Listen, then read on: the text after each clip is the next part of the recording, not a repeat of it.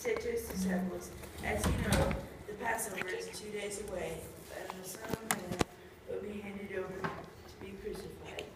Then the chief priests and the elders of the people assembled in the palace of the high priest, whose name was Caiaphas, and they schemed to arrest Jesus secretly and kill him. But not during the festival, they said, or there may be a riot among the people.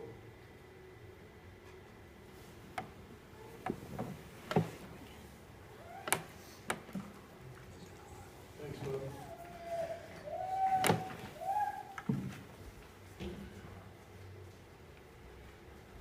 We're getting close to Easter, and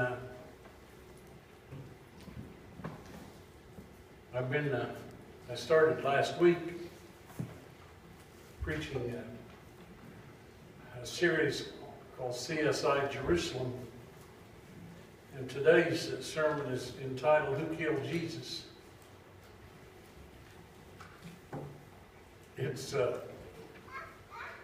It's kind of confusing to me for me to start to preach this after seeing the movie that I saw last night.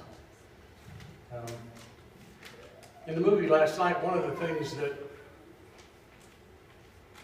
was made very clear to me was that, as in the scripture that he read, there were several people plotting to kill Jesus. And the people that wanted him out of the way because they were afraid of him. Some of the Pharisees and the Sadducees thought that he was going to tear down their religion and so on and so forth, and so they wanted to kill him, and kill him they did.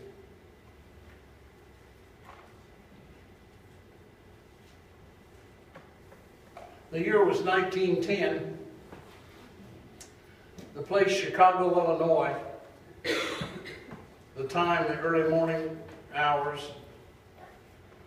Mr. and Mrs. Clarence Hiller were lying in bed when Mrs. Hiller sensed something was wrong. She woke to see that the gas light outside her bedroom was out. She woke her husband and asked him to go investigate. Unfortunately, Mr. Hiller never got the chance to fix the light. While he was in the hallway, he encountered a burglar and struggled with him at the top of the stairs. Several shots rang out, and Mr. Hiller ended up being shot twice and died within moments. The burglar fled into the night. But later, the early hours of the morning, the local police questioned a parolee named Thomas Jennings. Jennings was injured, had a loaded gun, and was on parole for a previous burglary.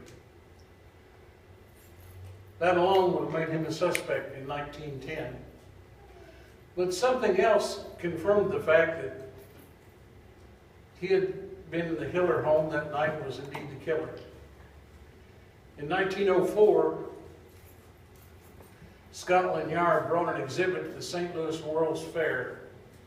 They demonstrated a new science to identify criminals long after they'd left the scene of the crime. That science was something called fingerprinting.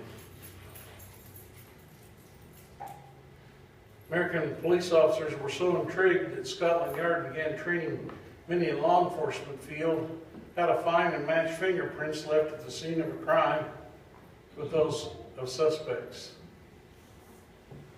Thomas Jennings had the singular honor of being the first killer to be convicted by the use of evidence from the use of this new science. Unfortunately for him, a railing outside the home had just been painted the day before, and he left a clear imprint in the still drying paint.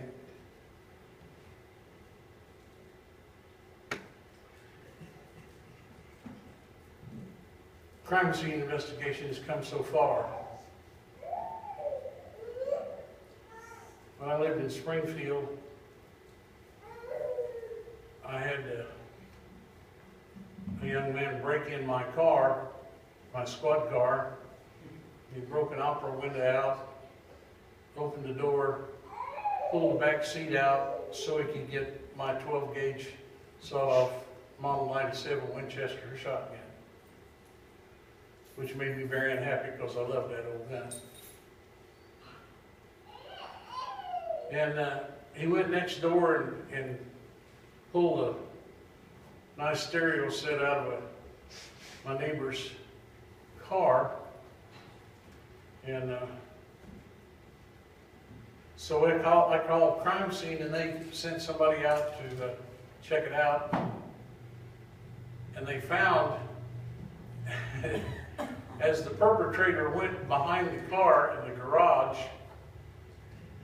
he put his hands down on the trunk of the car. And he also left footprints. And they used something called an electrostatic lifter, which lifted the prints of the tennis shoes off. And the guy asked me, he said, "Do you know who might have done this?" And I said, "Yeah, probably the kid down the street." And this kid down the street, his dad was a deputy sheriff, but this kid had been in trouble, and his sister was a good friend of our daughter's, but it turned out to be him, and they ended up sending him to prison. But things have changed so much.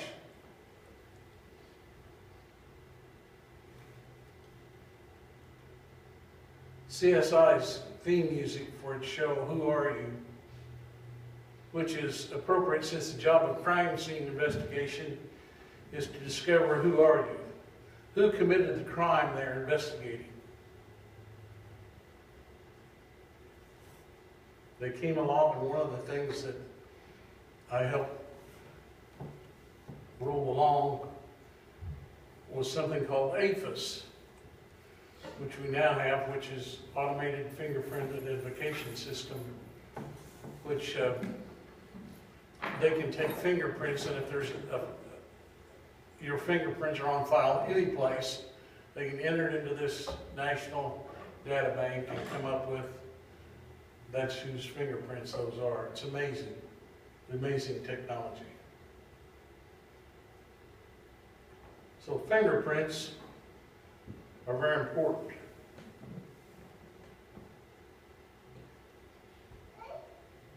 If someone's fingerprints are found at the scene of a crime,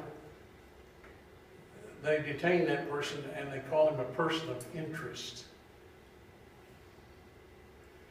That's a polite way of saying we think that critter did it. When it comes to the death of Christ on the cross, there are several persons of interest who may be said to be suspects in the crime. First, they're the chief priests and the Pharisees. Our text for today, for example, declares that Christ's death was a premeditated action of the leaders of Israel. Matthew 26:3-4 says, "Then the chief priests and the elders of the people assembled in the palace of the high priest, whose name was Caiaphas, and they plotted to arrest Jesus in some sly way and kill him." The decision was premeditated. They plotted to kill Jesus. Well, why on earth would they seek Jesus' death? And the reason why was because they were afraid of him. They didn't understand him. They thought he was teaching something that was contrary to their religion, and it scared them.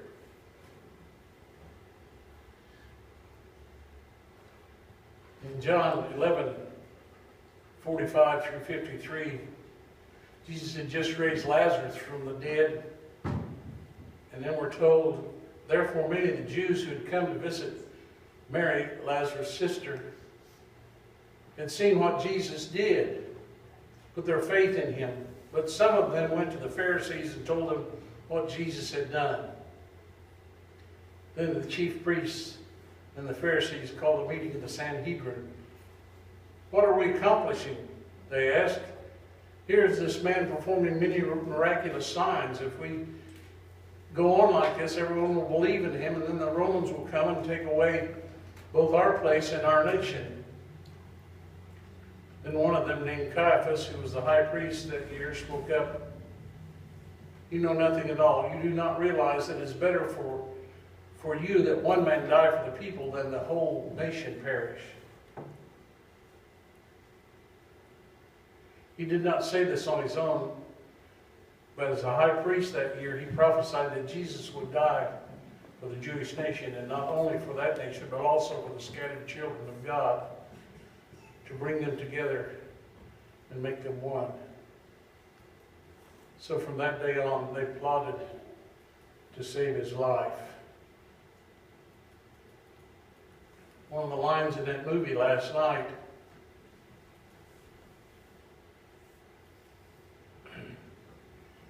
the soldier had been told to find Jesus' body. And he was quizzing this one person and said, "Where are his disciples?" And the guy grinned and said, "They're everywhere."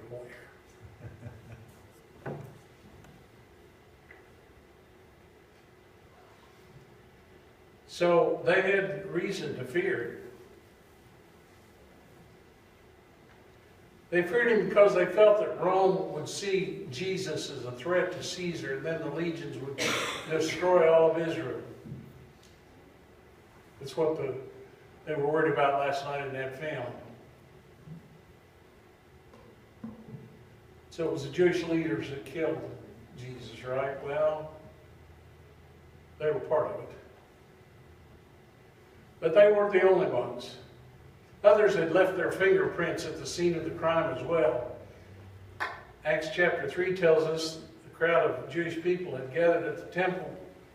They saw Peter and John heal a lame man.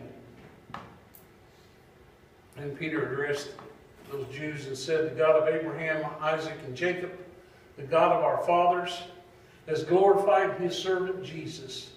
You handed him over to be killed, and you disowned him before Pilate. Though he decided to let him go, you disowned the holy and righteous one and asked that a murderer be released to you. You killed the author of life, but God raised him from the dead, and we are witnesses of this." Peter wasn't talking to priests and Pharisees here, although there may be a few of them in the audience.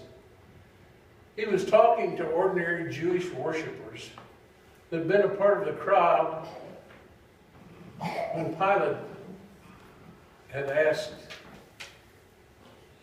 "Who do you want, Jesus or Barabbas?" And they said Barabbas.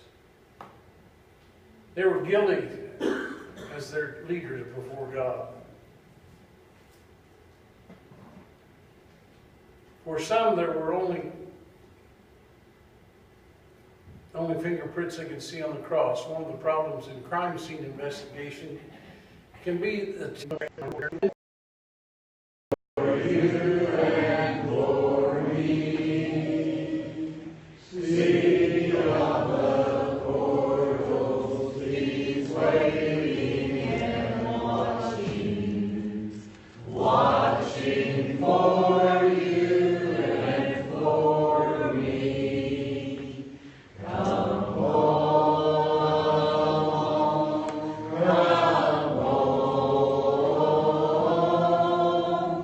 Ye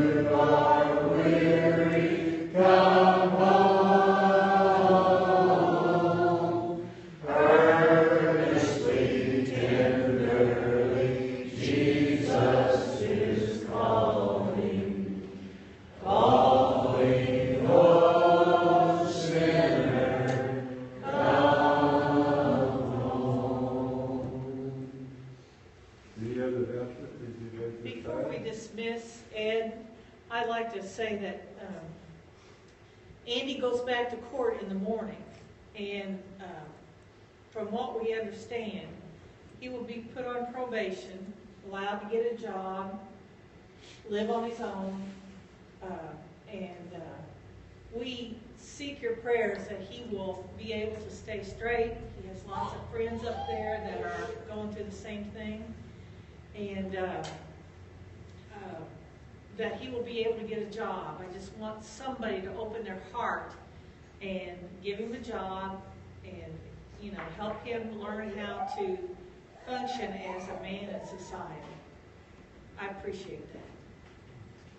Did somebody land a helicopter on our roof a while ago? I think that was a Russian wind or something. Yes, Oh, the door opened. Some fire last night. Yes. Do we have any birthdays this week?